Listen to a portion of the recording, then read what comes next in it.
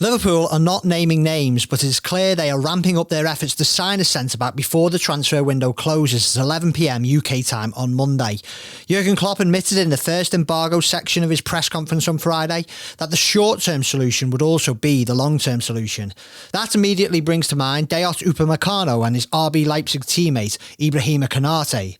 Rory Smith, the New York Times writer, suggested recently on the Guardian's Football Weekly podcast that Konate is someone Liverpool would look to sign in the summer.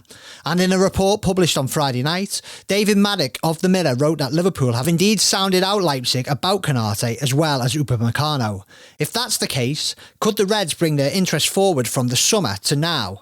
And if that is the case, does that also bring into play Brighton's Ben White, who, as confirmed by the Liverpool Echo's Paul Gorst, has been scouted by Michael Edwards' recruitment team?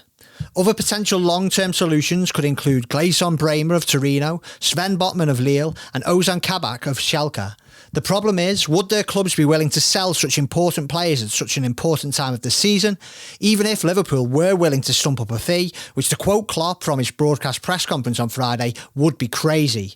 If not, they could have two other options. The first could see them signing a high-profile name who has not been playing for their parent club on loan. The likes of Eder Militao of Real Madrid and Samuel Umtiti of Barcelona are two examples. But given the time they have to do a deal, perhaps the most realistic option for Liverpool would be to sign a player who, rightly or wrongly, could be considered a stopgap. Arsenal's Shkodran Mustafi would fit into that category, and Chris Bascom, writing in The Telegraph, says the Germany international, who is out of contract at the Emirates this summer and could be about to be released early, is one name that has not been so instantly dismissed.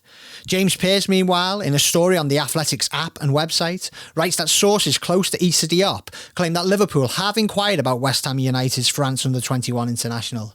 But given West Ham are vying with Liverpool at the top of the table, it would be a surprise if they allowed Diop out on loan unless it came with an obligation to buy at the end of it. And it was not so long ago that the 24-year-old was being linked with a £45 million move to Manchester United. Another short-term solution could be the New York Red Bulls' Aaron Long, who ESPN claim is on Liverpool's radar.